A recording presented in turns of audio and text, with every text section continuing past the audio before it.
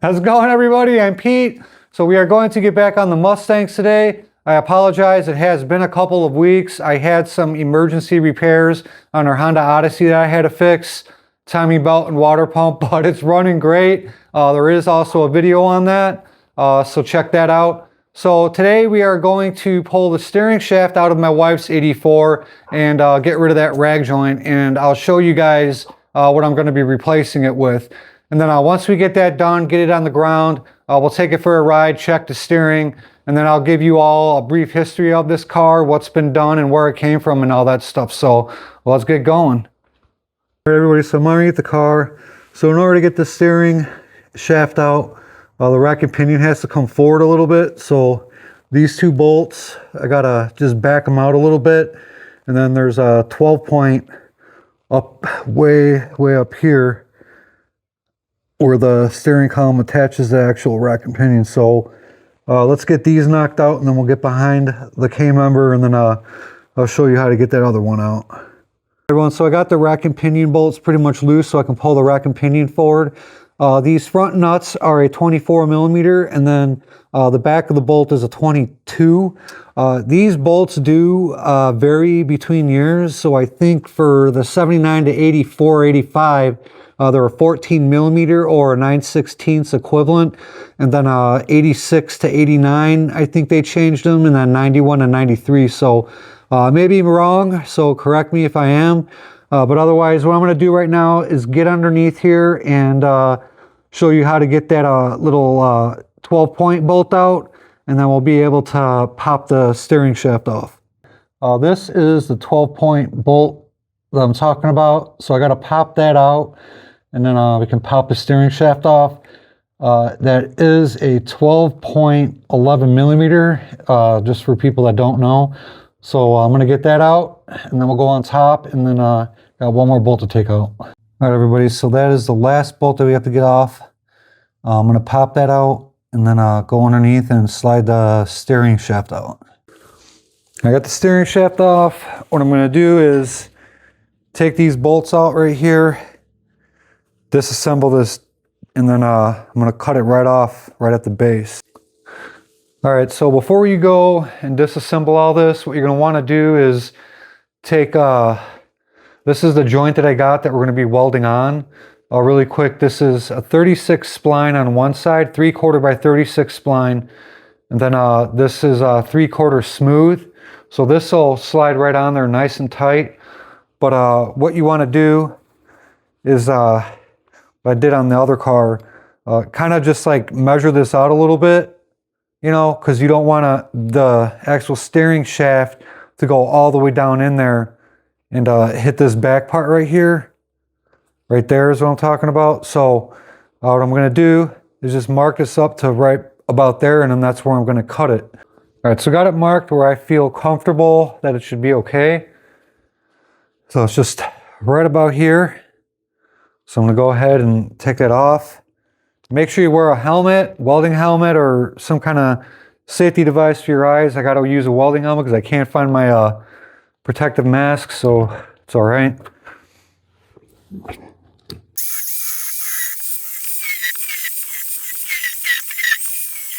All right, so we got this all cleaned up.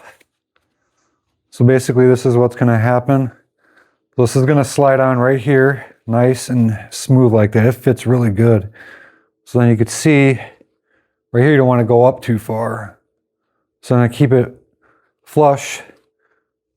I don't know if you can see that well, but keep it flush right like that. And then we'll just clean this off right here and then start tacking it in. Okay, so one quick thing that I did that I feel is a benefit. So I went in here and I just kind of beveled this out a little bit, just put a taper in there. So then that way when you go and put this on, it has, you could, you know, get better penetration with the weld. I just feel like it'll be a little bit safer. So when we get the welder set up, we're going to tack this in and then just slap a bead on it really quick. All right, so I'm going to get a couple of tacks on here and see how it's looking, and then let's do a little bit at a time.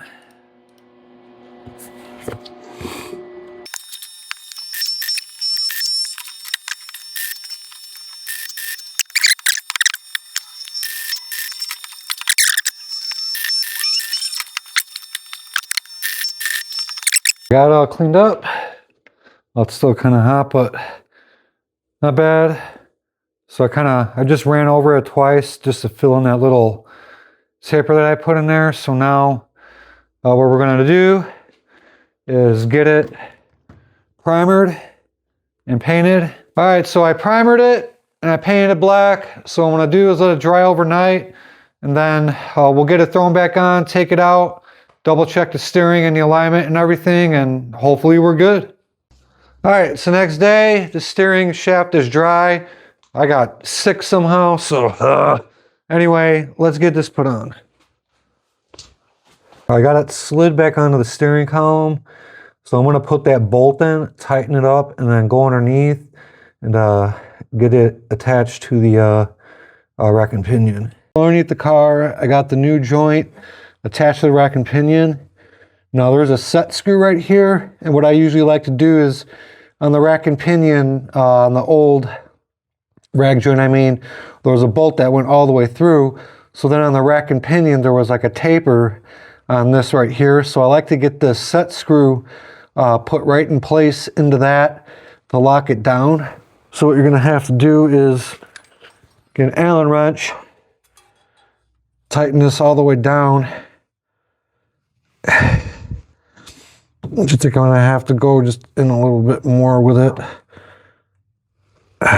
All right, so I got that set screw pretty much lined up inside that bevel. So now the lock nut is a 12 millimeter.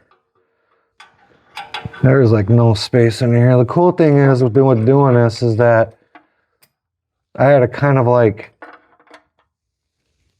tap part of the header tube in, one of the mandrel tubes or whatever, because the old rag joint was hitting it. So, all right, I think we're good there. I'm gonna bolt the rack and pinion back up and we should be good to go.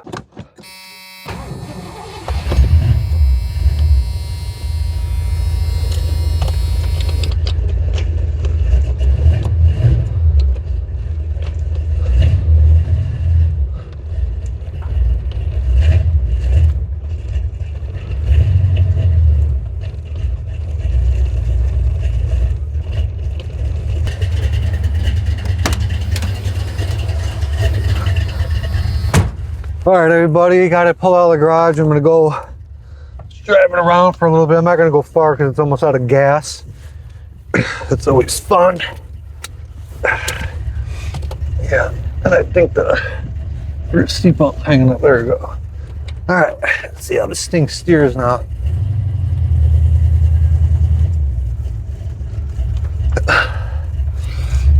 So far, feeling, yeah, not bad. Oh, I gotta wait. Someone's coming. All right. Ooh.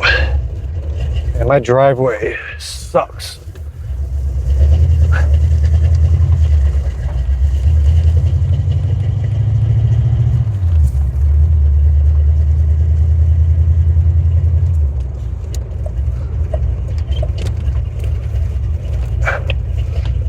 Yeah, this thing feels a lot better.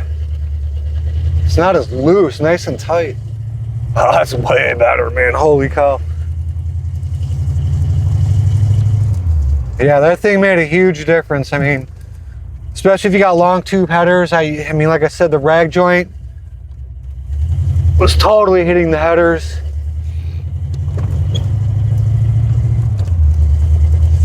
I would recommend doing that. I'll leave a link in the description for that joint. But yeah, I'm definitely gonna have to get an alignment or try and, I might just do it myself really quick.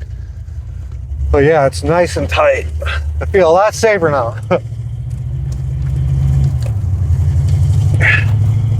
Yeah, so the thing is with this car, it's a little picky sometimes. I mean, I built the motor for it. Runs really good. But we'll get into all that.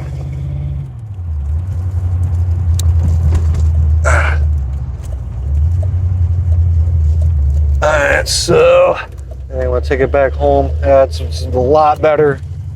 That feels good.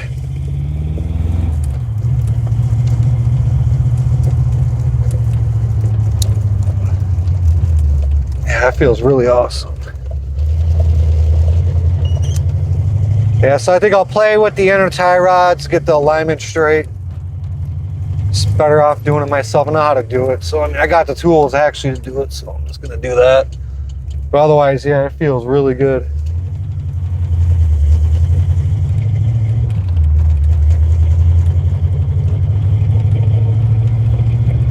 Yep. Well, that was a score.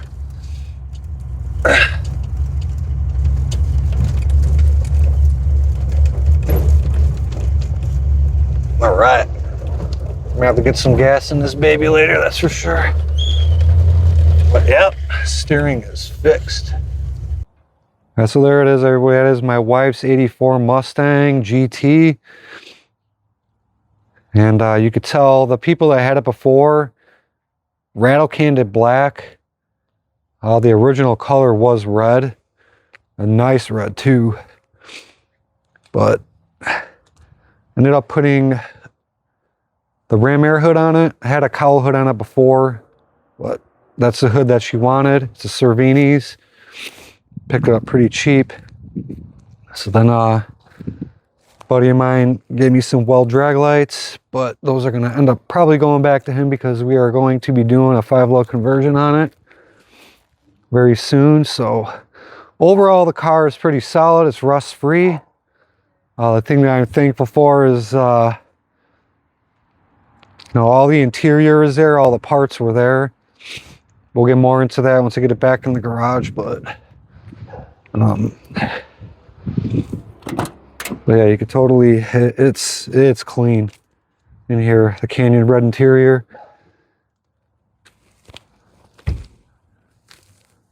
Needs a little bit of work, but it's not bad. So now I'm gonna get this thing back in the garage, and then we'll talk about the engine and everything. Prior to this, my wife had a 2001 GT convertible that I painted and put a new motor in it, did a lot of mods to it, all that stuff. And she came up to me one day when I was on the computer and said, you know what, I'm thinking about selling my car. I'm like, okay, why? She's like, I want an older one.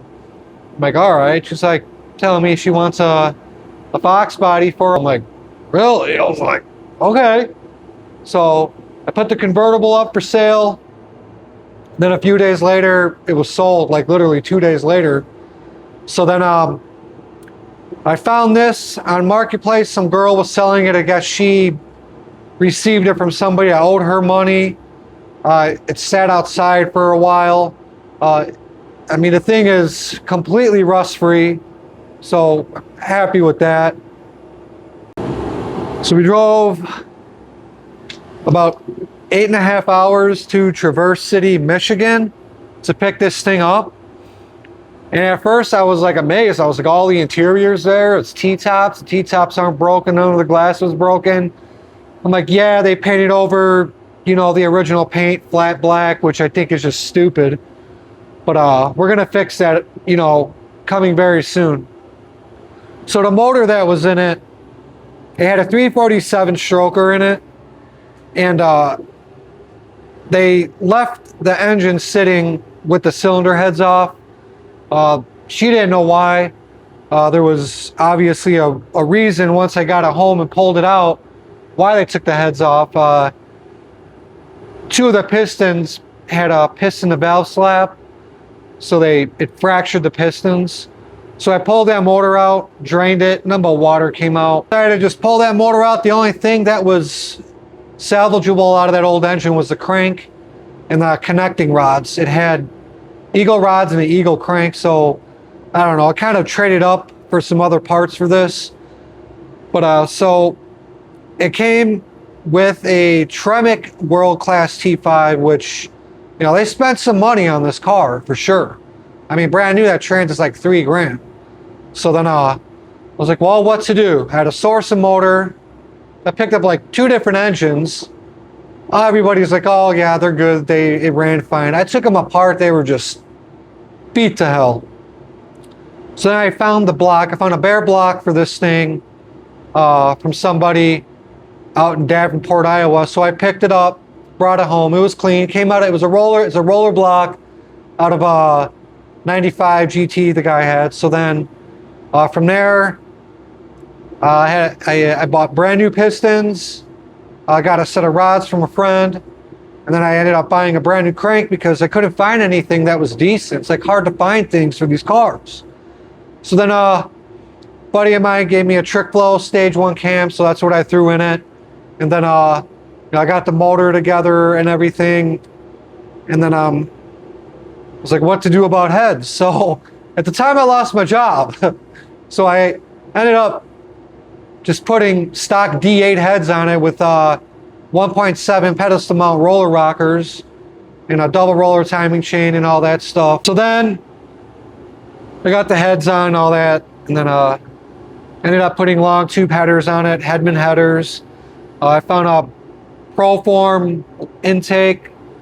It's got a quick fuel 650 vacuum secondary electric choke carburetor on it.